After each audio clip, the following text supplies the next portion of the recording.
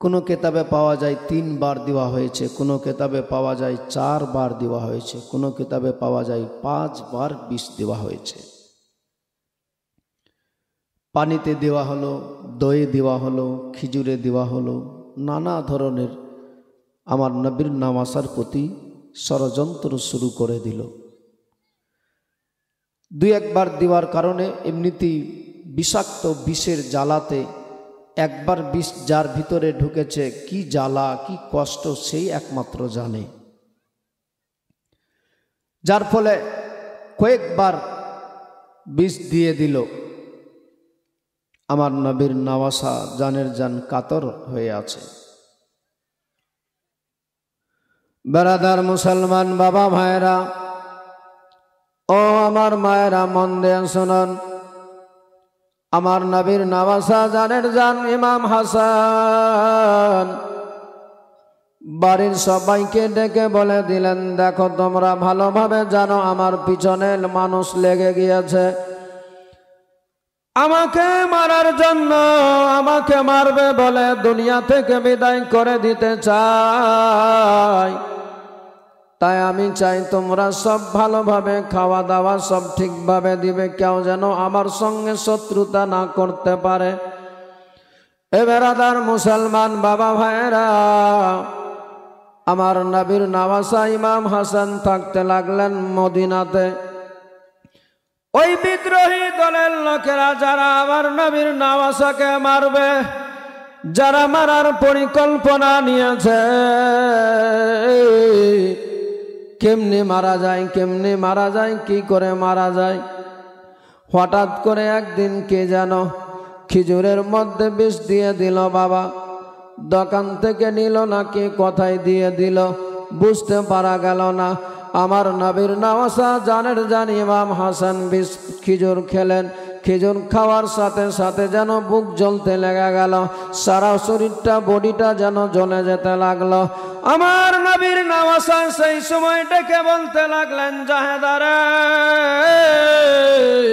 ও আমার বিবি জাহেদা, বল বল বল, কি আমার খাওয়ার মধ্যে এমন মাখানো ছিল, কি এমন ভিতরে চলে গেল যার ফলে আমার সব জ্বলে যাচ্ছে, বুকটা পেটখানা যেন জ্বলে যেতে লাগলো, কলেজা যেন ফেটে যাচ্ছে, আর সহ্য করতে পারি না। বলেছিলেন স্বামী, ও স্বামী, আপনারে তো খিজুর দেওয়া হয়েছে, খিজুরের মধ্যে আবার কি দেওয়া যাবে? বলে বিবি রে, এই খিজুর খাওয়ার সাথে সাথে যেন আমার বুকটা জ্বলে যেতে লাগলো, আর সহ্য করতে পারি না। নবীর নাওয়াসা ইমাম হাসান দাঁড়িয়ে ছিল বাবা, আর যেন দাঁড়িয়েও থাকতে পারে না, বিষের জ্বালায় কাতর হয়ে বসে পড়লেন মাটিতে। বলে বিবি রে, তাড়াতাড়ি করে আমার হুসেন ভাইকে ডাক আমার কাছে। ইমাম হাসানের নিকটে খবর দিয়ে দিল তাড়াতাড়ি করে। ইমাম হাসান চলে আসলেন, ইমাম হুসেন চলে আসলেন ইমাম হাসানের কাছে। দাদা দাদা দাদা বলে বলতে লাগলেন, দাদা কে আপনারে কি করেছে বলেন তাড়াতাড়ি করে খুলে। ইমাম হাসান বলতে লাগলেন, জানি না ভাই আমারে কে কি দিয়ে দিয়েছে, মনে হচ্ছে বডিটা আমার জ্বলে যাচ্ছে, বিষের জ্বালায় আমি আর সহ্য করতে পারি না ভাই রে। হয়তো মনে হয় কে আমার খিজুরের মধ্যে বিষ দিয়ে দিয়েছে ভাই রে, হয়তো আমি মারা যাব আর বাঁচব না ভাই রে। ইমাম হাসানের বোন জাইনাব ছিল পাশে, দৌড়ে চলে আসলেন ইমাম হাসানের নিকটে। বলে ভাই কে তোমারে কে কি দিয়ে দিয়েছে, কে বিষ দিল তোমারে? ইমাম হাসান বললেন, রে ভাই বোন রে, আমিও জানি না, কে যেন আমারে বিষ দিয়ে চলে গেল, কে এই খাবারের মধ্যে বিষাক্ত বিষ মাখিয়ে দিল, নচেত কেন আমার বুকটা এমনি ধরপড় করতে লেগে গেল, বুকটা আমার যেন জ্বলে যাচ্ছে, আমি আর বাঁচব না বোন রে, এক্ষুনি মারা যাব, আর বাঁচা যাবে না, যাবে না। ইমাম হুসেন বলেছিলেন, দাদা আমি থাকতে আপনি চিন্তা করেন না। আমার নবীর নাওয়াসা ইমাম হুসেন সেই সময় বলেছিলেন, দাদা চিন্তা করিয়েন না, আপনি চলেন তাড়াতাড়ি করে আমার রাসূলুল্লাহর রওজাতে আমার নবী মুস্তাফার রওজা শরীফে আমার নানার রওজার কাছে যেতে হবে। আমার ইমাম হাসান বলেছিলেন, ভাইরে আমার যাওয়ার মতো আর পরিস্থিতি নাই এই মুহূর্তে। আমার হুসেন আকা বলেছিলেন, না দাদা যেতেই হবে তাড়াতাড়ি করে। ইমাম হাসানকে সঙ্গে করে নিয়ে দৌড়াতে লাগলেন নানাজির রওজা শরীফে। আমার নবী মুস্তাফা যেই রওজায় আরাম করে, আমার নবীর নওয়াসা জানের জান হুসেন ধরে নিয়ে চলে গেলেন দাদাকে নিয়ে রওজার সামনে দাঁড় হয়েছে। ইমাম হাসান সেই সময় রাসূলুল্লাহর রওজার পাশে দাঁড়িয়ে বলে, নানা ওগো নানা, এই দেখেন না গো নানা, আপনার নওয়াসা জানের জান কলেজার টুকরা সন্তানকে কে যেন বিষ দিয়ে দিল নানা গো। ওগো নানা, আমি হয়তো আর বাঁচব না গো নানা। ইয়া রাসূলুল্লাহ, ইয়া হাবিবাল্লাহ, নবী গো, আমি তো কারো কোনো অপরাধ করি নাই, কোনো ক্ষতি করি নাই গো নানা, তারপরেও আমার কে যেন বিষ দিয়ে দিল নানা, আমি হয়তো আর বাঁচবো না, মারা যাব নানা গো। বুকটা যেন আমার জ্বলে যাচ্ছে, আর পারি না সহ্য করতে। দেখুন না বেরাদার মুসলমান, এত দূর অবস্থা, এমন বিপদের মুহূর্তে আমার নবীর নওয়াসা রাসূলুল্লাহর রওজা শরীফে আমার নবীজির রওজার কাছে অঝোর নয়নে কেঁদে কেঁদে কেঁদে কেঁদে বলে, নানা আমি হয়তো আর বাঁচবো না, আমার হয়তো জীবন প্রাণ পাখি উড়ে যাবে, আর আমার দুনিয়ায় থাকা হবে না। আমার নবীর রওজার সামনে দাঁড়িয়ে এক মুষ্টি মাটি নিয়ে নিজের বুকের মধ্যে লাগাচ্ছে আর পেটে লাগাচ্ছে। লাগার সাথে সাথে যে ইমাম হাসান চটপট করে যাচ্ছিল বাবা বিষের জ্বালাতে, যেমনি আমার নবীর রওজা শরীফের মাটি নিয়ে আমার রাসূলুল্লাহর রওজার মাটি নিয়ে বুকে লাগিয়েছে, পেটে লাগিয়েছে, লাগার সাথে সাথে বিষ পানি হয়ে গিয়েছে। সুবহানাল্লাহ। যেমনি লাগালো, লাগানোর সাথে সাথে বিষ পানি হয়ে গেল। যেই বিষের জ্বালাতে ছটপট করছিল ইমাম হাসান যেন ক্ষান্ত হয়ে গেল, যেন সুস্থ হয়ে গেল। আমার নবীর নওয়াসা ইমাম হাসান বলেন, নানা নানা গো, আপনার রওজায় যদি পৌঁছাতে না পারতাম, যদি আপনার রওজার সামনে না আসতে পারতাম, এই মাটি যদি আজকে না লাগাতে পেতাম, হয়তো আমি আর বাঁচতাম না, মারা যেতাম, হয়তো আমার জীবন চলে যেত। এ বেরাদার মুসলমান, সারা পৃথিবীর মানুষকে, সারা পৃথিবীর নর নারীকে আমার নবীর নওয়াসা বুঝিয়ে দিলেন, দেখো রাসূলুল্লাহর রওজায় গেলে কি পাওয়া যাবে, আল্লাহ ওয়ালাদের রওজায় গেলে কি পাওয়া যায়, কি রস আছে না লাভ আছে। আমার নবীর নওয়াসা জানের জান ইমাম হাসান নিজেই নানার রাসূলুল্লাহর রওজায় গিয়ে মাটি নিয়ে বুকে লাগালেন। আমার রাসূলুল্লাহর মাটির বরকতে ইমাম হাসানের বুকের জ্বালা বিষ পানি হয়ে গেল। কি পাওয়ার! আমার নবীর রওজার মাটির যদি এত পাওয়ার হয়, তাহলে আমার রাসূলুল্লাহর কি পাওয়ার! বুঝতে হবে ভাই। এই জন্য বলেছি যে শুধু শুনলে হবে না, মানার চেষ্টা করতে হবে। ডুবে দেখেন নবীর প্রেম ভালোবাসায় ডুবকি দিয়ে দেখেন কি আছে মনে, মুক্তাক সব পেয়ে যাবে। আল্লাহ বলেছেন, বান্দারে আমি তোমাদের জন্যই সব নিয়ামত বানিয়েছি, উপভোগ করতে চাও, পেতে চাও, আমার নবীর প্রেম ভালোবাসার মধ্যে ডুবকি লাগাও, সব পেয়ে যাবে। আমি তোমাদের জন্যই করেছি, কাকে দিব আমি আর। আমার নবীর নওয়াসা সুস্থ হয়ে গেলেন। ইমাম হোসেন বললেন, দাদা চলেন, আর থাকা যাবে না, চলে যাই তাড়াতাড়ি করে, বাড়ি যাব ফেরত হয়ে। চলে গেলেন, ইমাম হাসানকে সঙ্গে করে নিয়ে বাড়ি গেলেন। আবার একবার দইয়ের মধ্যে বিষ দিয়ে দিল। আবার একই অবস্থা। আমার নবীর নওয়াসা ইমাম হাসান ওই একই রকমের বিষের জ্বালায় ছটপট করতে লাগলো, বুক জ্বলে যেতে লাগলো। সঙ্গে সঙ্গে আবার ইমাম হুসেন আমার রাসূলুল্লাহর রওজায় মাজারে নিয়ে গেলেন। এক মুষ্টি মাটি নিয়ে আবার নানার কাছে কাকুতি মিনতি করে জানায় আর বুকে পেটে লাগাই, খোদার হুকুমে আবার বিষ পানি হয়ে যায়। ইমাম হাসানকে আবার নিয়ে যায়। দ্বিতীয়বারে ইমাম হাসান নিজের ভাই হুসেনকে বলে, ভাই রে, এই মদিনাতেও আমাকে মনে হয় আর থাকতে দিবে না। ভাই হুসেন, আমরা তো কোনো অপরাধ করি নাই, কোনো অন্যায় করি নাই, তারপরেও আমাদের সঙ্গে কেন এমন ব্যবহার করে, কেন এই ব্যবহার করছে আমাদের সাথে? বাইরে তাই আমার মন বলে এই মদিনায় না থেকে চাচ্ছিলাম যে অন্য কোথাও এমন জায়গায় গিয়ে থাকব যেখানে কেউ জানতে পারবে না যে আমি কোথায় আছি, অন্তত শান্তিতে তো আমার জীবনটা কাটবে। ইমাম হোসেন বলেছিলেন, দাদা কোথায় যেতে চান? বেরাদার মুসলমান বাবাজি ভাইরা, আমার নবীর নওয়াসা বলেছিলেন, ও ভাই হুসেন, এখন যা মদিনার পরিস্থিতি হয়েছে, যারা আমার পিছনে লেগেছে তারা কোনো মতেই ছাড়বে না আমারে।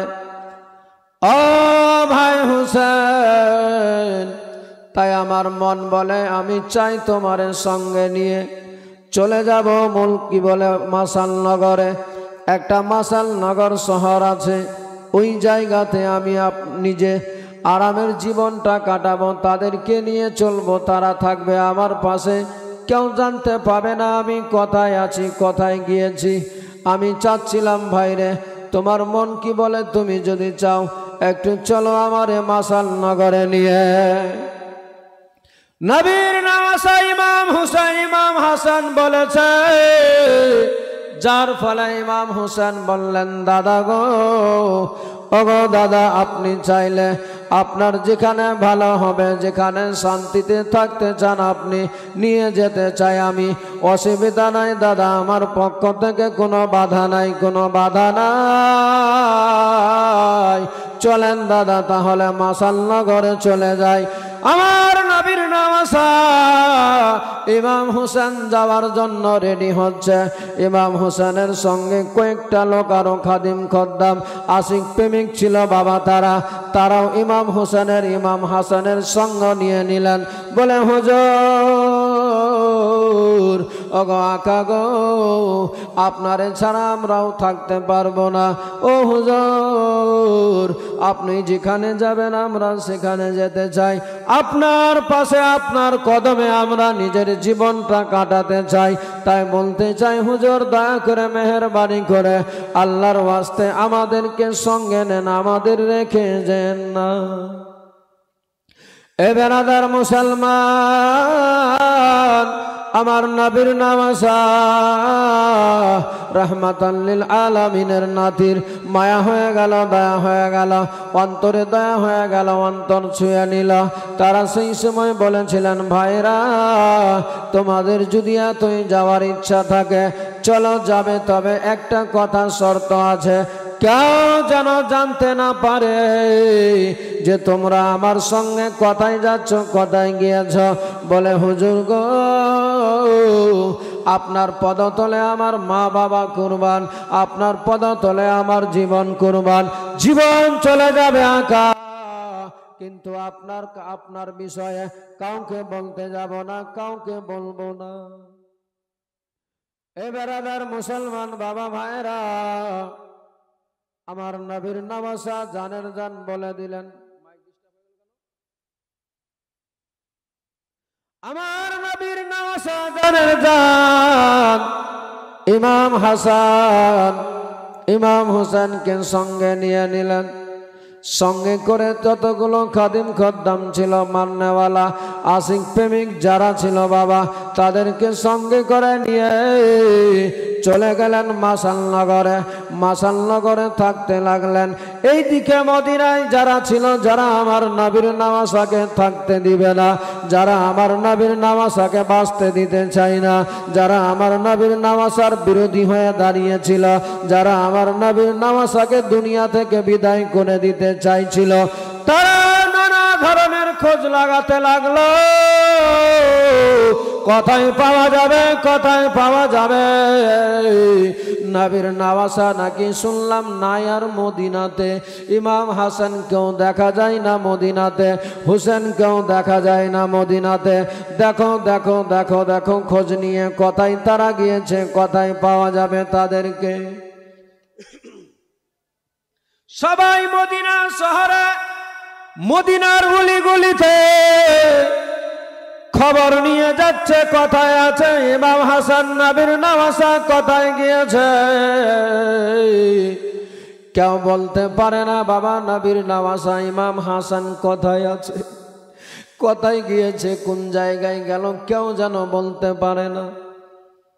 শেষ মুহূর্তে বাবা জানতে জানতে, খবর নিতে নিতে কে যেন বলে দিল, কার কাছ থেকে যেন জানতে পারলো যে নবীর নামাজা এখন বর্তমানে মাসালনগরে যেই সেনসিটিভ জায়গাতে পৌঁছেছে, যেই এমন জায়গায় পৌঁছেছে সাধারণ মানুষ গিয়ে সেখানে কোনো পাত্তা পাবে না, তারা কোনো মতোই কোনো রকমের ক্ষতি করতে পারবে না নবীর নামাজার।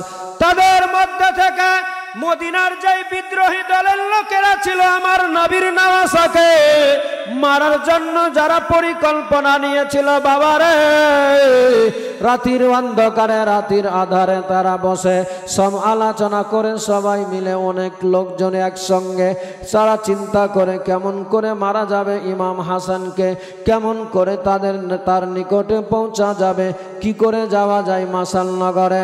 তাদের মধ্যে থেকে একজন দাঁড়িয়ে গেল, বলে হুজুর ওগো জাহাপানা, আপনি যদি আমার যাওয়ার পারমিশন দেন তাহলে আমি যাব। কেমনি করে পারবে মারতে? বলে জানেন না, একটা জিনিস মাথায় রাখবেন ভালোভাবে, তারাই যেতে পারবে নবীর নামাজার কাছে যাদের মুখে দাঁড়িয়ে আছে। এই দেখেন না আমার মুখে দাঁড়িয়ে আছে, আমি এখন পাঞ্জাবি পরে নিব, মাথায় টুপি লাগিয়ে নিব, পাক্কা নামাজি হয়ে যাব। পাক্কা নামাজির ভেষ নিয়ে, ইমানদারের ভেষ নিয়ে চলে যাব নবীর নামাজার কাছে। আপনারে বলে সবার বিষয়ে যারা বিদ্রোহী আছে তাদেরকে গালিগালাজ করা লাগবে, তার নিকটে গিয়ে আমারে একটু সমর্থন করতে হবে, নানা ধরনের কথা বলা লাগবে। সেই সময় বলেছিল পারবে পারবে, বলে হ্যাঁ আমার দ্বারা সম্ভব আছে। বলে তার বিনিময়ে আমি কি পাবো বলো? বলে তুমি আগে তারে দুনিয়া থেকে বিদায় করো, তারপরে এসে আমাদের কাছে যা চাইবে তাই পেয়ে যাবে। ওই বেঈমান অর্থের লোভে, টাকার লোভে, দুনিয়াদারি পাবে বলে নবীর নামাজা, নবীর প্রেম ভালোবাসা ভুলে গিয়ে চলে গেলেন বাবা গুটি গুটি পায়ে মাসালনগরে পৌঁছালেন। মাসালনগরে গিয়ে ঘোড়ার উপরে দ্রুত গতিতে চলে গেলেন মাসালনগরে। হাতে তসবি, মাথায় টুপি নিয়ে গিয়ে সবার কাছে জিজ্ঞেস করে, ভাইরা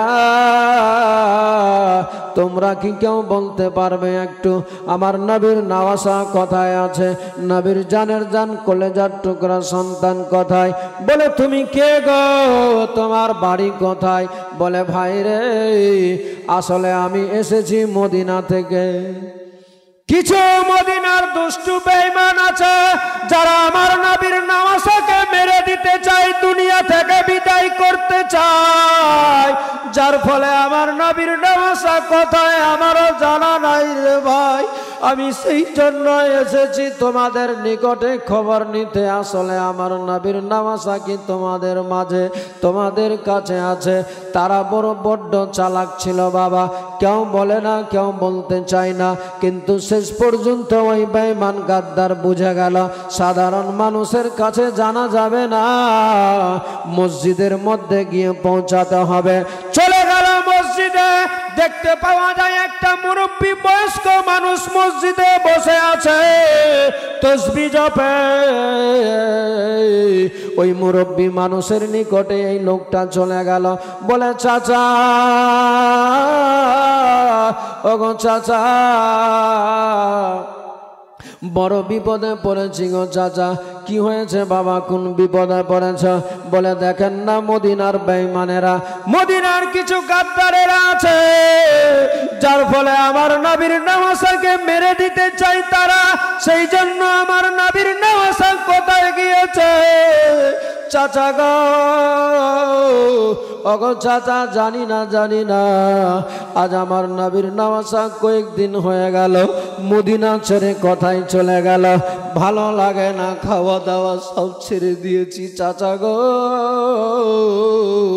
একটু বলতে পারবেন আসলে আমার নবীর নওয়াসা কোথায় আছে? একটু তারে দেখতাম, তার কদমে গিয়ে পৌঁছাতাম, তারে দেখতে গেলে আমার নিজের ইমানটা তাজা হয়ে যেত, নিজেকে ধন্য মনে করতাম। ওই মুরব্বী মানুষটার অন্তরে মায়া হয়ে গেল, দয়া হয়ে গেল। সিধা সাদা মুরব্বী মানুষ বসেছিল মসজিদে, লোকটাকে দেখে বুঝতে পারলো যে হয়তো নবীর পাক্কা সাচ্চা আশিক আছে, নবীর নাতিদের প্রেমিক রয়ে আছে। এই মনে করে বাবা অন্তরে মায়া হয়ে যাওয়ার কারণে, দয়া হয়ে যাওয়ার কারণে ওই বলে দিলেন আমার নবীর নওয়াসার পরিচয় ঠিকানা দিয়ে দিল। হ্যাঁ বাবুরে, আজ গত কয়েকদিন হয়ে গেল আমাদের মাঝে নবীর নওয়াসা দুই ভাই মিলে এসে উপস্থিত হয়ে আছে। হ্যাঁ, তোমাদের কাছে আছে? হ্যাঁ বাবা। চাচা কোথায় আছে একটু বলুন চাচা, যাবো তার কাছে। চাচা, নবীর নওয়াসাকে না দেখলে প্রাণ ঠান্ডা হবে না, ভালো লাগবে না, একটু বলেন। বলে দিলেন, চলে গেলেন নবীর নওয়াসার নিকটে। বলে হুজুর, আকা গো, আপনার গোলাম এসেছি আপনার কদমে। আমার নবীর নওয়াসা বললেন, কে গো তুমি, বাড়ি কোথায়, কত দূর থেকে এসেছ? ইমাম হাসান যেমনি জিজ্ঞেস করে, বলে হুজুর, ওগো আকা, আমার বাড়ি মদিনায়, কেন এখানে এসেছ ভাই? বলে হুজুর গো, কিছু বেঈমানদের কারণে, যারা আপনারে মেরে দিতে চায়, যাদের কারণে আপনি মদিনা ছেড়ে এই জায়গায় এসে পৌঁছেছেন, আপনারে দেখতে পাই না, আমারে ভালো লাগে না, সব কিছু ত্যাগ দিয়ে বিবি বাচ্চা ছেলে মেয়েদেরকে ছেড়ে চলে এসেছি আপনার নিকটে। হুজুর, একটু আপনার পাশে আমারে থাকার সুযোগ দেন, আপনার কদমে আপনার খিদমত করার একটু সুযোগ দেন, যদি দিয়ে দেন তাহলে নিজের জীবন ধন্য হয়ে যাবে। আমার নবীর নওয়াসার অন্তরে মায়া হয়ে গেল, দয়া হয়ে গেল। এমন দয়া কেন হবে না বাবা, রহমাতাল লিল আলামিনের নাতি আছে, এমন কাকুতি মিনতি করে বলেছে, যার ফলে আমার নবীর নাতির দয়া হয়ে গেল। ঠিক আছে বাবা, তুমি কাছে থাকো। জহর নামাজ সময় হয়ে যায়, পানি নিয়ে গিয়ে সবার আগে হাজির হয়ে যায়। আসরের সময় সবার আগে হাজির, মাগরিবের সময় নবীর নওয়াসার কাছে সবাই হাজির। সবাই এই কীর্তিকলাপ দেখে সন্ধ্যাবেলা ইমাম হাসানের নিকটে বলতে লাগলেন, হুজুর, ওগো আকা। ইমাম হোসেনও বলেছিলেন, দাদা গো, একটা কথা বলতে চাই আপনারে। ইমাম হাসান বলেছিলেন, বলো ভাই, কি বলবে? বলে হুজুর, এই লোকটার আকার আকৃতি ভালো লাগে না, অতি ভক্তগিরি দেখাচ্ছে আপনার সামনে, আমার মনে বড় সন্দেহ হচ্ছে, হয়তো মনে হয় এই লোকটাই আমাদের শত্রু হয়ে দাঁড়াবে। আমার নবীর নওয়াসা বলেছিলেন, না ভাই রে, না দেখে না জেনে কারো উপরে ইলজাম লাগানো যাবে না, যাবে না, যাবে না।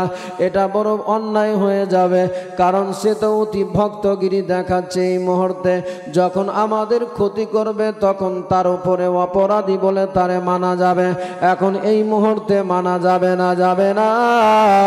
ছেড়ে দাও তারে, তোমরা কেউ কিছু বলো না। তবে তোমাদের যদি এতই সন্দেহ মনে হয় তাহলে তোমরা নিজের নজরে রাখবে, নিজের চোখে রাখবে, যেন সে কোনো আমাদের বড় ধরনের ক্ষতি না করে দেয়। এটা আমার হাসান বলে দিলেন। তোমার ক্লাস চলছে, বলে দেখো যেন কোনো রকমের ক্ষতি না করে। বুঝতে অসুবিধা হচ্ছে? কিন্তু বাবা এও কিন্তু সুযোগে ছিলেন, কখন পাওয়া যাবে, কখন মারা যায়, সময় কেটে যায়। দেখতে দেখতে দেখতে দেখতে দেখতে দেখতে দেখতে দেখতে একদিন সময় পেয়ে গেল। কারণ এই অপেক্ষায় ছিল, যেমনি হোক যে করে হোক আমাকে মারতেই হবে। নবীর নওয়াসা ইমাম হাসান নামাজেদার হয়ে গেলেন। বারাদার মুসলমান বাবাজি ভাইরা ও আমার মায়েরা শুনে যান, রাত্রিবেলা আমার নবীর নওয়াসা এসার নামাজ আদায় করার জন্য দাঁড়িয়েছে। এই বেঈমান, এই গাদ্দার আমার নবীর নওয়াসাকে মারবেন বলে একটু দেরিতে উজু করে, কারণ জামাতে যদি দান হয়ে যায় তাহলে মারা যাবে না। সেই জন্যই সে দেরি করে নিল। জামাত আরম্ভ হয়ে গিয়েছে, ওই দিকে নামাজ চলছে, এ উজু করে দেরিতে ঘরের মধ্যে ঢুকে মসজিদের কোণে যেই জায়গায় ঝোলার ভিতরে বিষাক্ত তরবারি বল্লম বর্ষা রেখেছিল বাবা, যেই বর্ষাখানা রেখেছিল সেই বর্ষাখানা বেগ থেকে জুত করে বের করে নিল, সুযোগ পেয়ে বিষাক্ত বিষ মাখিয়ে দিল ওই বল্লমের মধ্যে। আর যেমনি ইমাম হাসান নামাজের অবস্থাতে আছে, রুকুতে যাবে,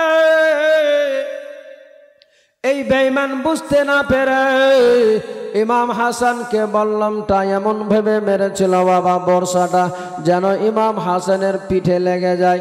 কিন্তু বেরাদার সেই বল্লমটা, সেই বর্ষাখানা ইমাম হাসানের পিঠে না লেগে সেই বল্লমখানা গিয়ে ডান পায়ের মধ্যে দ্রিম করে গেঁথে গেল। যেমনি পায়ে লেগেছে সেই সময় ইমাম হাসান নামাজের অবস্থাতে আছে, ফিনকি মেরে যেন রক্ত বয়ে যেতে লাগলো, পা দিয়ে বয়ে যাচ্ছে। ইমাম হাসান নামাজের হালাতেই রয়ে আছে। ইমাম হুসেন রাদিয়াল্লাহু তাআলা আনহু নামাজে আছে। বাবারে নামাজ পড়া হয়ে গেল, ওই লোকটাকে ধরে নিল, ধরে নিয়ে ইমাম হাসান রাদিয়াল্লাহু তাআলা আনহুর পায়ের মধ্যে ওই বল্লমটা গেঁথে গিয়েছে। পা থেকে বল্লমটা যেমনি সরিয়েছে, আরো যেন ইমাম হাসানের পা দিয়ে যেন ফিনকি মেরে রক্ত বয়ে যেতে লাগলো। এমন বিষাক্ত বল্লম বর্ষা মেরেছে ইমাম হাসানের পায়ের মধ্যে, যেই পায়ের মধ্যে লাগার সাথে সাথে ফিনকি মেরে রক্ত বয়ে যাচ্ছে। ইমাম হাসান নামাজের পরে ছটফট করে যাচ্ছে, যেন আর বাবা সহ্য করতে পারে না, লেগেছে পায়ের মধ্যে। কিন্তু এমন বিষাক্ত বিষ যে ছিল মাখানো ওই বল্লমের মধ্যে, ওই বিষের জ্বালায় যেন কলেজা পর্যন্ত ফেটে যাচ্ছে। আমার নবীর নওয়াসা ইমাম হাসান বলেছিলেন, ভাই হুসেন রে, ও ভাই হুসেন, নিয়ে চল তাড়াতাড়ি করে আমার, নচেত আমি আর বাঁচবো না রে ভাই। এক্ষুনি আমার দুনিয়া ছাড়তে হবে, এক্ষুনি আমার মরে যেতে হবে, আর বাঁচা হবে না বাইরে। যদি চাও তোমার ভাই হাসানকে, যদি চাও তোমার ভাই হাসান, তোমার দাদা হাসানকে বাঁচে রাখতে, তাহলে তাড়াতাড়ি করে চল, রাসূলুল্লাহর রওজায় নিয়ে চল, নচেত আমি মারা যাবো রে ভাইরে। এই বিষ কেউ না, এমন বিষ আমার তরবারির মধ্যে মাখা ছিল ভাই হুসেন, যে বিষের জ্বালায় জানো সব আমার কলেজা পর্যন্ত পেটে যাচ্ছে রে ভাই হুসেন। সেই সময় হুসেন বলেছিলেন, দাদা আমি আপনারে বলেছিলাম এই লোকটা সুবিধাজনক লাগে না। আজকে দেখেন কত বড় সর্বনাশ করে দিল। আমার হাসান আকা বলতে লাগলেন, ভাই হুসেন তারে কিছু বলবে না, এখন মারবে না। আমি যদি মারা যাই তবে তোমরা তারে আঘাত করবে, এখন তারে তোমরা ধরে রাখো। আপাতত আগে আমারে তোমরা রাসূলুল্লাহর রওজায় নিয়ে চলো। দেখতে দেখতে বাবা আমার নবীর নওয়াসার ডান পাটা যেন ফুলে গেল বাবারে। বিষের জ্বালায় এমন বিষাক্ত বিষ মাখানো ছিল তরবারিতে, পাটা যেন ফুলে গেল। একটা দিন কাটতে না কাটতে যেন পায়ের মধ্যে যেন পূজারম্ভ শুরু হয়ে গেল। আমার নবীর নওয়াসা ইমাম হাসানকে নিয়ে ঘোড়ার উপরে চেপে দ্রুত গতিতে ছুটতে লাগলো মদিনার দিকে। ছুটে যাচ্ছে বাবারে, যেই করে হোক না কেন মদিনায় যেতে হবে। আমার দাদার কাছে, আমার রাসূলুল্লাহ, আমার নানুর কাছে, আমার নানুর রওজার পাশে, আমার নানুর কাছে নিয়ে যদি যাই তাহলে হয়তো আমার দাদারে আমি বাঁচিয়ে নিতে পারবো, নচেত হয়তো আমার দাদাকে আর বাঁচাতে পারবো না। এই মনের বাসনা নিয়ে আশা নিয়ে দৌড়াতে দৌড়াতে ঘোড়ার উপরে চেপে দ্রুত গতিতে পৌঁছে গেলেন মদিনাতে। মদিনায় যেমনি পৌঁছেছে রাসূলুল্লাহর রওজায় গিয়ে বলে, নানা ওগো নানা, আমরা কোনো অপরাধ করি নাই গো নানা, আমরা কোনো অন্যায় করি নাই নানা, কোনো দোষ করি নাই, তারপরও কেন এত আমাদের সঙ্গে শত্রুতা শুরু করেছে গো নানা, বলেন না নানা। আমরা কুফা থেকে চলে আসলাম মদিনাতে, আমাদেরকে মারার জন্য মদিনাতেও তারা পরিকল্পনা নানা ধরনের শুরু করেছিল গো নানা। ও গো নানা, তারপরেও চলে গেলাম মদিনা থেকে মাশাআল্লাহ করে। ও গো নানা, ওই মাশাআল্লাহ করেও আমাদের শান্তিতে থাকতে দিল না। নানা দেখুন না আপনার নওয়াসা আপনার নাতিকে কি যেন বিষাক্ত এমন তরবারি বেড়েছে, যেই বল্লভে বিষ মাখানো ছিল নানা গো। এই বিষাক্ত তোর বল্লভের বিষের জ্বালাতে আমার দাদার পাটা ফুলে গিয়েছে, পুজ হয়ে গেল, আর বাঁচবে না হয়তো। আমার রাসূলুল্লাহর রওজায় অজুর নয়নে কেঁদে কেঁদে মাটি নিয়ে ইমাম হাসানের পায়ের মধ্যে লাগাচ্ছে আর বলে, নানা তুমি ছাড়া আমাদের অন্য কোনো বাঁচার বিকল্প রাস্তা নাই। ওগো নানা, একটু দয়া করো, মায়া করো, যেন আমার দাদা বেঁচে যায়, যেন আমার দাদার কিছু না হয় নানা। ওগো নানা, আমার দাদার যদি কিছু হয়ে যায় তাহলে আমি একা হয়ে যাব, আমার কোমর ভেঙে যাবে নানা। তুমি চলে গেলে, মা চলে গেল, বাবা চলে গেল, আমাদের ছেড়ে আমি একা, এখন আমার দাদা আমার পাশে।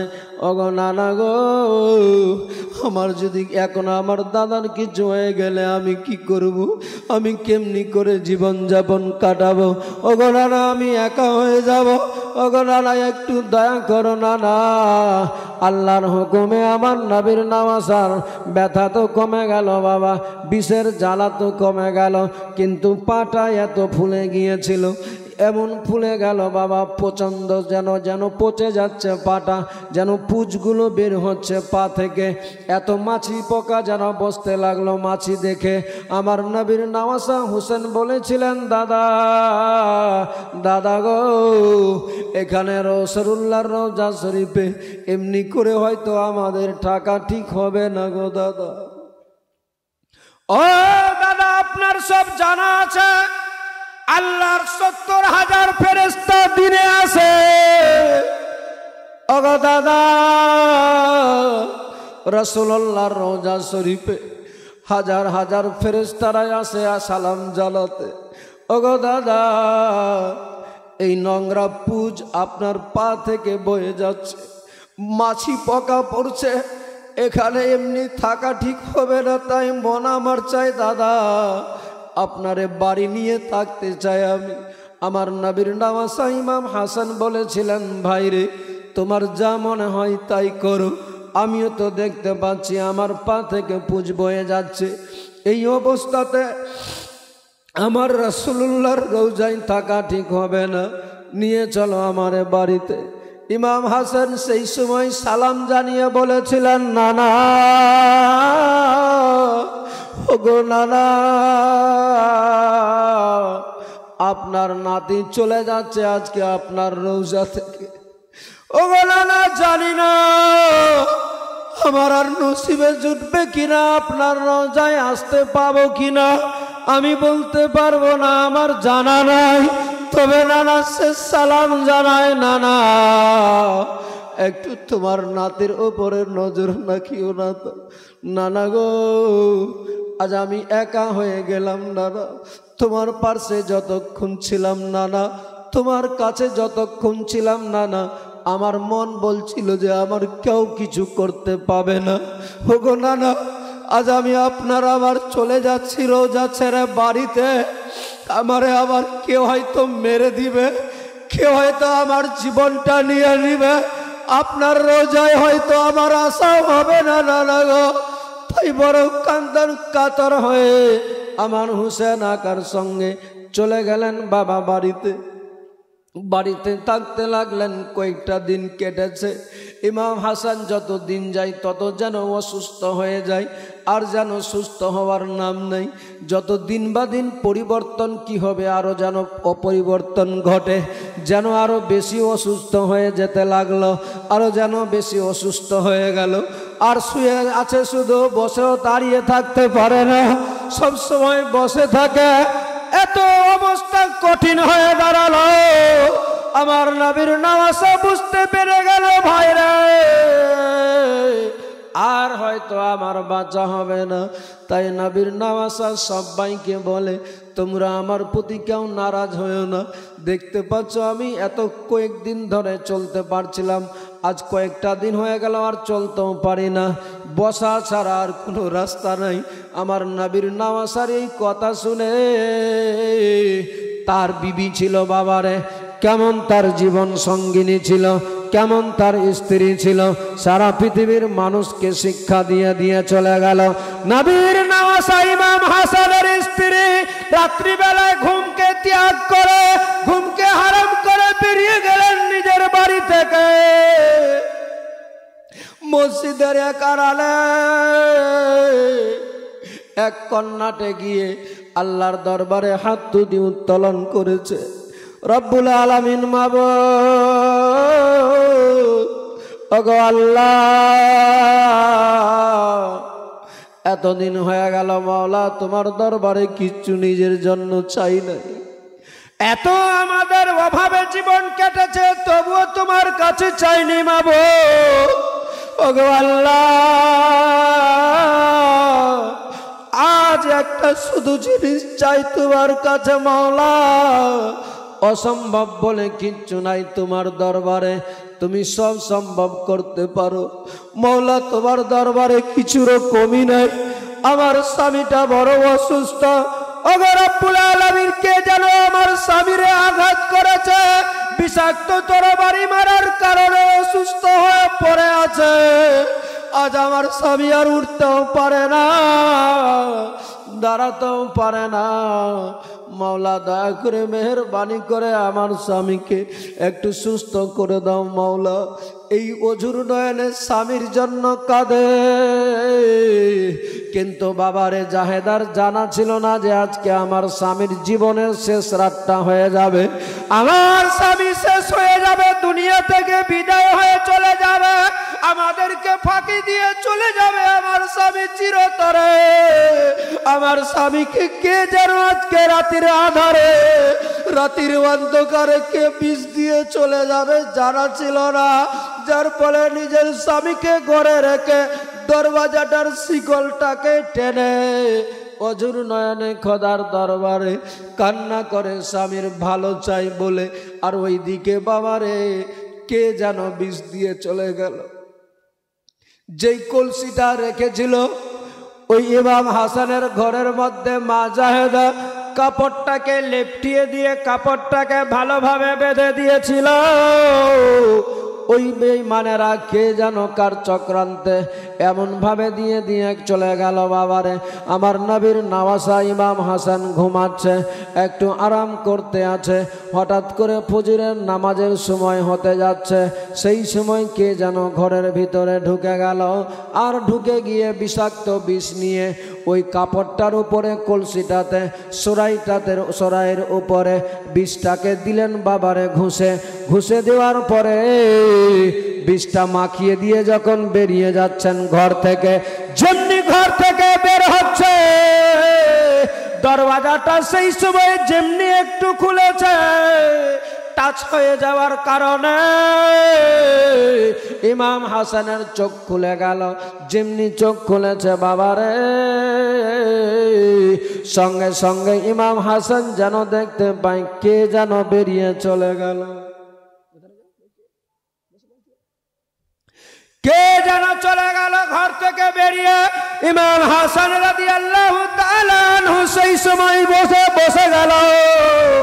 যেমনি বসেছে, মুয়াজ্জিন আজান দিয়ে দিল নামাজের, ফজরের আজান হয়ে গেল। বাবারে, মা জাহেদা দৌড়ে চলে আসলেন ঘরের ভিতরে। ইমাম হাসান বলতে লাগলেন, বিবি রে, দে দে, তাড়াতাড়ি করে পানি দিয়ে দে, আমারে একটু নামাজ আদায় করতে হবে। মুয়াজ্জিন আজান দিয়ে দিয়েছে, একটু উজু করা লাগবে। ইমাম হাসানকে সেই সময় জাহেদা ওই কলসির মধ্যে, যে কলসিতে পানি রাখা ছিল, যেই কাপড়টা লেপটানো ছিল, পেঁচানো ছিল, তেমনি ভাবেই কাপড়টা রাখা ছিল। বাবারে, মা জাহেদা কাপড়টাকে সরিয়ে কলসি থেকে এক ঘুঁটি পানি দিয়ে দিলেন বর্তনের মধ্যে। আমার নবীর নওয়াসা উজু করলেন। উজু করার পরে উজুর শেষে যেই পানিটা বাঁচে, সেই পানিটাকে আমার নবীর নওয়াসা যেমনি পান করেছে, পান করার সাথে সাথে যেই দিক দিয়ে পানিটা যাচ্ছে বাবারে, সঙ্গে সঙ্গে মনে হয় কেটে নেমে যাচ্ছে নিচে দিকে। আমার নবীর নওয়াসা বর্তনটা, ঘুঁটিটা হাত থেকে ছেড়ে মাটির মধ্যে ধামাস করে বসে গিয়েছে। আর বলে, বিবি রে, ও বিবি, বল বল বল, এই পানিতে কি এমন মাখা ছিল বিবি রে? বলে, ও গো স্বামী, কলসির মধ্যে পানি রাখা ছিল গো স্বামী, এই কলসি থেকে বর্তনে পানিটাতে দিলাম আপনারে আমি, কি এমন থাকবে ওই পানিতে? সেই সময় ইমাম হাসান বলে, না না বিবি রে, এই পানির মধ্যে হয়তো কোনো কেউ বিষাক্ত বিষ মাখিয়ে দিয়েছে। কারণ তুমি যখন পানিটা বের করলে, সেই সময় কাপড়টা কি অবস্থায় কলসির মুখে বাঁধা ছিল। মা জাহেদা বলে, স্বামী গো, ও গো আমার মাথার তাজ, আমি যখন কলসি থেকে পানিটা নিলাম, সেই সময় দেখলাম কাপড়টা লেপটানো আছে, কাপড়টা পেঁচানোই আছে। আমি শুধু পানিটা, কাপড়টাকে খুলে কাপড়টা সরিয়ে আপনারে পানি দিয়েছি। সেই সময় বলে, বিবি রে, ওরে বিবি, হয়তো মনে হয় কেউ যেন বিষ দিয়ে চলে গিয়েছে, কারণ তুমি কি দরওয়াজা খুলেছিলে একটু আগে? আমার বিবি জাহেদা সেই সময় বলেন, ইমাম হাসানের স্ত্রী বলে, না গো স্বামী, না, আমি দরওয়াজা খুলি নাই, আমি আপনার জন্য কাকুতি মিনতি করেছি, মাওলার দরবারে কাঁদছিলাম মসজিদের কোণে। ইমাম হাসান বলে, বিবি রে, কে তাহলে এসেছিল আমার ঘরে? কে তাহলে বিষ দিয়ে চলে গিয়েছে? ইমাম হাসান কথা বলতে বলতে যেন মুখ দিয়ে হঠাৎ করে ব্লিডিং, রক্ত বেরিয়ে যাচ্ছে। ইমাম হাসানের মুখ দিয়ে আর রক্ত যেন বমি নাই, পানি নাই, রক্ত বেরিয়ে যায়। ইমাম হাসান বলে, বিবি রে, ওরে আমার জীবন সঙ্গিনী, আমার স্ত্রী, দেখো দেখো, কে যেন আমার বিছনা দিতে গেলে এমনি কেন হলো? দেখ দেখ, আমার মুখ দিয়ে রক্ত বেয়ে যায়, রক্ত যেন বেরিয়ে যাচ্ছে মুখ দিয়ে। ইমাম হাসান যেন চটপট করতে আরম্ভ করে দিল। তার ভানিজের সন্তান, কলেজের টুকরা কাসিমকে বলে, বেটা রে, যা যা তাড়াতাড়ি করে তোর চাচারে ডাক, তোর চাচারে একবার নিয়ে আই পাশে, তাড়াতাড়ি করে তোমার চাচাকে ডাকো। ইমাম হাসানের ছেলে কাসিম দৌড়াতে দৌড়াতে ছুটে যাচ্ছেন ওই দিকে, পাশেই বাড়ি ছিল বাবা, চলে গেলেন দৌড়াতে দৌড়াতে, বলে চাচা গো, ওগো চাচা তাড়াতাড়ি করে দরওয়াজা খুলেন। আমার নবীর নওয়াসা হোসেন আওয়াজটা শুনে বুঝতে পেরে গেল কাসিম আমার ভাতুষপুত্র এসে গিয়েছে। কি হয়েছে বেটা, হঠাৎ করে তুমি? বলে ওগো চাচা বলা যাবে না গো চাচা, তাড়াতাড়ি করে চলে, আমি আমার বাবাকে যেই অবস্থাতে দেখে এসেছি গো চাচা, এখন আমার আব্বার অবস্থা কি আছে আমি জানি না, তবে চাচা আমি দেখে আসলাম আমার আব্বার মুখ দিয়ে রক্ত ব্লিডিং হচ্ছে গো চাচা, হয়তো আমার আব্বা আর বাঁচবে না, মারা যাবে। ওগো চাচা তাড়াতাড়ি করে চলেন, আপনি তাড়াতাড়ি করে চলেন, হয়তো আমার আব্বা বাঁচবে না আর মারা যাবে চাচা গো। যেমনি এই কথা বলেছে বাবারে, বলার সাথে সাথে আমার নবীর নওয়াসা ইমাম হুসেন রাদিয়াল্লাহু তাআলা আনহু চট করে বেরিয়ে গেলেন। বাড়িতে গিয়ে যেন দেখছে মা জাইনাব ইমাম হাসানের বোন একটা বড় গামলা নিয়েছে। আমার নবীর নওয়াসা ইমাম হাসানের সামনে গামলা বর্তনটা রেখেছে। দেখতে পাওয়া যায় নবীর নওয়াসা ইমাম হাসানের মুখ দিয়ে রক্তের সাথে সাথে মাংস কেটে ভিতরের কলিজা ফেফড়া পর্যন্ত কেটে কেটে যেন বয়ে যাচ্ছে। আমার ইমাম হাসান আর যেন কথাও বলতে পারে না, আর যেন কোনো আওয়াজ আসে না, শুধু ইশারা দিয়ে বলে, বোন রে, ও ভাই হুসেন, আমি আর বাঁচবো না, মারা যাবো বাইরে, এক্ষুনি হয়তো দুনিয়া ছেড়ে চলে যাব, এক্ষুনি হয়তো মারা যাব। ইমাম হোসেন সেই সময় ইমাম হাসান নিজের দাদাকে জড়িয়ে ধরে বলতে লাগলেন, দাদা আপনার কিছু হতে দিব না, আমার দেহে যতক্ষণ পর্যন্ত রক্ত মাংস আছে দাদা, ও গো দাদা গো, আপনার কিছু ক্ষতি হতে দিব না দাদা, আপনারে এখনই নিয়ে যাব রাসূলুল্লাহর দরবারে, আমার নানার রওজা শরীফে। আমার নবীর নওয়াসা হোসেন যেমনি এই কথা বলে সবাই হাউমাউ করে কেঁদে যাচ্ছে। সবার কান্না দেখে আমার নবীর নওয়াসা ইমাম হাসান বলেছিলেন, ভাই হোসেন, ও ভাই হোসেন, আর কোনো লাভ হবে না, লাভ হবে না, নিয়ে গিয়ে আর আমারে নিয়ে যাওয়া হবে না, আর আমারে নিয়ে গিয়ে কোনো লাভ হবে না ভাই রে। এই দেখতে পাচ্ছ আবার কি অবস্থা হয়ে গিয়েছে, এখন তুমি নিজের চোখে দেখতে পাচ্ছ, এই অবস্থাতে আমারে কেমনি করে নিয়ে যাবে ভাই রে। ওরে ভাই হোসেন, আমার আর যাওয়া হবে না, আমি আর রাসূলুল্লাহর দরবারে যেতে পাবো না, আমার আর বাঁচা হবে না ভাইরা। এই দেখতে পাচ্ছ আমার অবস্থা এমন হয়ে গেল, হয়তো আমি এক্ষুনি মারা যাব, এক্ষুনি দুনিয়া থেকে বিদায় হয়ে যাব। তবে ভাই হোসেন তোমারে একটা কথা বলে যাই, একটা কথা তোমারে শুনতে লাগবে। আমার হোসেন আকা বলেছিলেন, শুনবো দাদা, তবে বলেন কে আপনার এমনি দিয়েছে? আমার হোসেন আকাকে সেই সময় বলেছিলেন, ভাই তুমি জেনে কি করবে? বলে আল্লাহর জাতের কসম, আগে বলেন দাদা, আপনার চোখের সামনে তারে আমি দুনিয়া থেকে বিদায় করে দিব। আমার নবীর নওয়াসা ইমাম হাসান বলেছিলেন, বাইরে লাভ হবে না, হবে না, আসলে আমি যারে মনে করি সে যদি না হয় তাহলে বিনা কারণে সে অপরাধী হিসাবে মার খাবে, তারে জীবন দিতে হবে। আমারে যে দিয়েছে ও ভাই তারে তুমি ছেড়ে দে, আমার আল্লাহ তারে উচিত সাজা দিয়ে দিবে। আমারে যায় এইভাবে আমারে নিয়ে যারা এমনি করে, আমাকে নিয়ে এমন আমার অবস্থা করেছে, আমার আল্লাহ তাআলা তারে ছাড়বে না, তাকে রেহাই দিবে না ভাইরে। অতএব তোমারে কিছু করা লাগবে না। তবে আমি শেষ মুহূর্তে বলে যাই, আমার সময় নাই আর বাঁচার, আর থাকা যাবে না ভাইরে। ইমাম হোসেন বলেন, না দাদা এমনি বলিয়েন না, আপনার যদি কিছু হয়ে যায় কেমনি থাকবো আমরা কিভাবে চলবো? আমার হোসেন আকা বলে, ভাই একটা কথা বলে যাই, তোমারে রাখতে হবে। আমার হোসেন আকা বলেছিলেন, বলেন দাদা কি বলতে চান? আমার নবীর নওয়াসা সেই সময় বলেছিলেন, ইমাম হাসান, ও ভাই হোসেন, ভাই হোসেন রে, আমার মনের বড় আশা ছিল, মনের বাসনা ছিল। বলে কি দাদা? বলে আজকে তোমারে আমি কয়েকটা শুধু কথা বলবো, তোমার দ্বারা যদি সম্ভব হয় মানবে, তবে একটা কথা তোমারে রাখতেই হবে।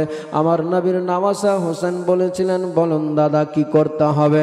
আমার নবীর নওয়াসা হাসান বলেছিলেন, ভাই হোসেন, আমার মনে মনে পরিকল্পনা ছিল, ভাই হোসেন রে, তোমার মেয়ে সকিনার সঙ্গে আমার ছেলে কাসিমের সঙ্গে বিয়ে দিতাম বড় হলে, তবে আর তো আমার থাকা হলো না। ও ভাই হোসেন,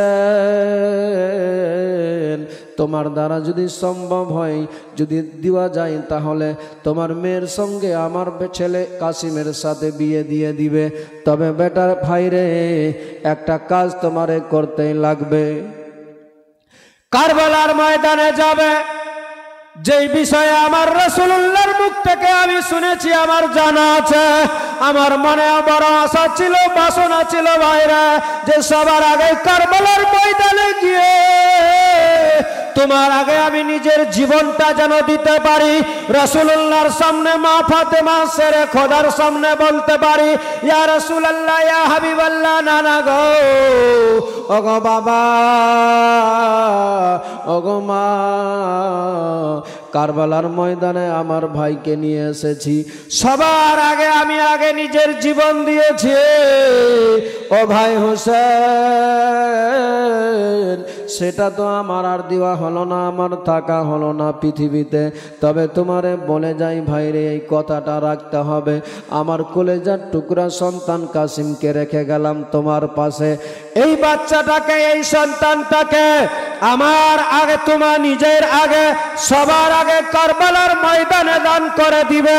তুমি যদি আমার সন্তানকে কারবালার ময়দানে সবার আগে যদি কারবালায় যাওয়ার পারমিশন দিয়ে দাও ভাই, আর আমার এই সন্তানটা যদি কারবালায় শহীদ হয়ে যায়, তাহলে আমি নবী মুস্তাফার সামনে বলতে পারবো, যেই দিনে আমার নানা নবী মুস্তাফা, আমার মা জিজ্ঞেস করবে, বেটা হাসান, যখন আমার হোসেন কারবালায় বিপদে পড়েছিল, মুসিবতে পড়েছিল, সেই দিনে তুমি কি দিয়ে সাহায্য করেছিলে?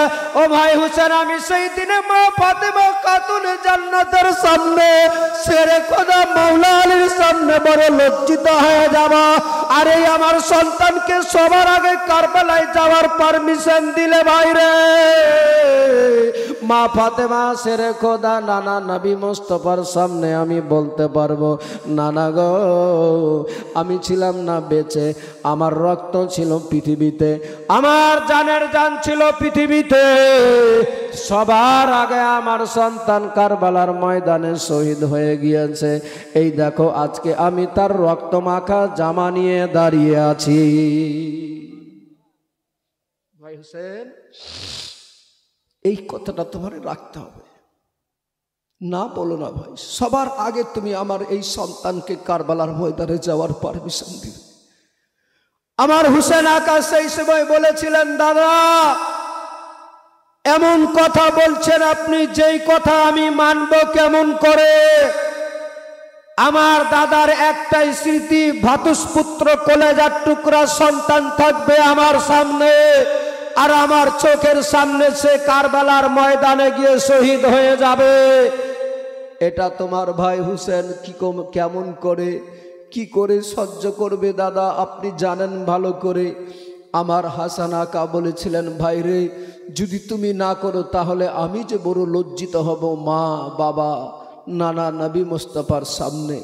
অতএব চাই ভাই, তুমি আমারে লজ্জিত করিও না তাদের কাছে, তুমি আমাকে তাদের কাছে লজ্জিত করবে না, আমারে যাবার আমার সন্তানের পারমিশন দিয়ে দিবে। আমার হোসেন আকা বলেছিলেন যে, যাও দাদা, আপনার যখন এতই মনের আশা বাসনা আকাঙ্ক্ষা, তাহলে আপনার কথা রাখলাম আমি, তবে দাদা আপনি আমাদের ছেড়ে যায়েন না।